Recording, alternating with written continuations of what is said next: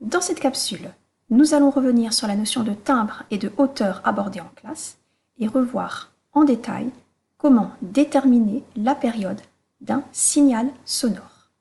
Partons tout d'abord du La2 joué par un piano et observons le signal associé.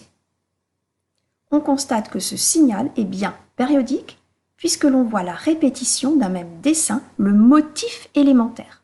Si je pars de ce point-là, vous voyez qu'une fois revenu ici, eh bien je vais répéter à nouveau le même motif. La durée de ce motif est ce qu'on appelle la période. Comment faire maintenant pour la déterminer? Eh bien le plus simple est de partir d'un point du motif qui se trouve au niveau d'une graduation. Par exemple, ici, je suis sur une graduation. Alors, la période, c'est le temps qui s'écoule pour partir de ce point-là et arriver au même point. Seulement, on constate que je ne tombe pas pile sur une graduation. Très difficile dans ces conditions de faire une bonne mesure. Je vais donc mesurer non pas une, mais 2 périodes. À nouveau, je ne suis pas tout à fait sur une graduation. Je continue 3 fois, 4 fois, 5 fois, 6 fois. Et là, à la 7e fois, vous voyez, je retombe pile sur une graduation. J'ai donc mesuré 7 périodes. Alors, maintenant, combien de temps durent ces 7 périodes? 5, 4, 3, 2, 1. J'étais ici à 1 milliseconde et là, je suis à 30, 31, 32, 33 millisecondes. Autrement dit, ces 7 périodes vont durer 33 moins 1, soit 32 millisecondes. Si je veux maintenant connaître la valeur d'une seule période, je vais évidemment diviser par 7. 7t égale 32 millisecondes, t égale 32 septièmes, autrement dit 4,57 millisecondes. Pour calculer maintenant la valeur de la fréquence, je vais appliquer la formule du cours. F égale 1 sur t. Mais attention, pour que f soit bien en hertz, il va falloir exprimer t en secondes et non en millisecondes. Convertissons. 4,57 millisecondes, ce n'est rien d'autre que 4,57 fois 10-3 secondes.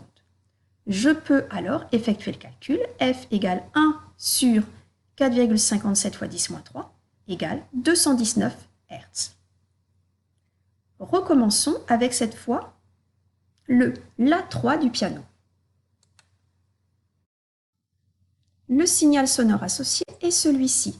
À nouveau, nous sommes d'accord, signal périodique. On observe bien un même motif qui se répète. Pour déterminer la période, là encore, je vais partir d'un point du signal qui est pile sur une graduation. Par exemple, ici. Alors, je constate que je ne suis pas sur une graduation, je continue une 2e fois, 3e fois, 4e fois, 5e fois, 6e fois, et là, à la 7e fois, vous voyez que je retombe pile sur une graduation. J'ai donc mesuré 7 périodes. Je pars ici, alors là, il faut faire très attention dans la lecture. Je suis à 2, et ça veut donc dire que je vais de 0,5 en 0,5. 0, 5, 1, 1,5, 2. J'étais donc ici à la graduation numéro 1.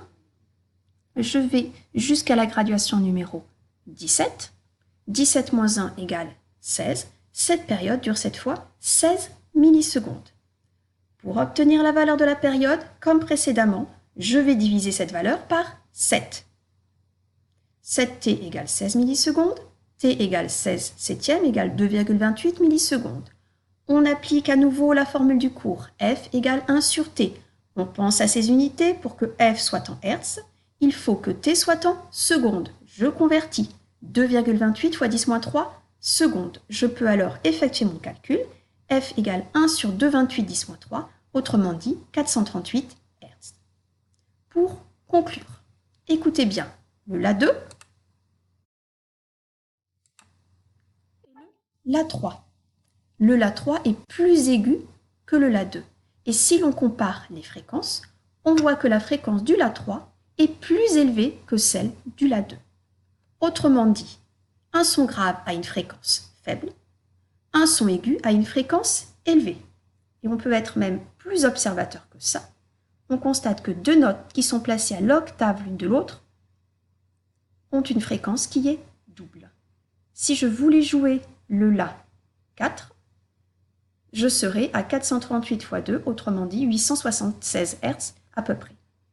Eh bien, cette fréquence caractérise ce que l'on appelle la hauteur du son.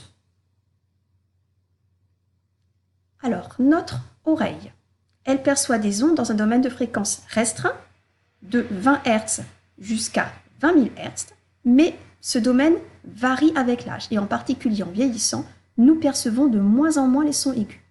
D'autres animaux perçoivent des sons beaucoup plus aigus, comme les ultrasons, c'est le cas des cétacés, de la chauve-souris. D'autres, enfin, vont percevoir des sons beaucoup plus graves, que l'on appellera des infrasons, ce sera le cas des éléphants. Dernière notion à aborder, la notion de timbre. Quand j'écoute une même note jouée par le diapason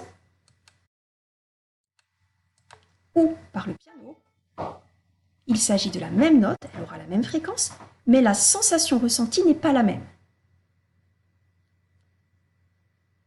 On va dire que ces deux instruments n'ont pas le même timbre. Alors si on les écoute, si on les étudie plus en détail, le Do3 joué par le saxo et le Do3 joué par le piano.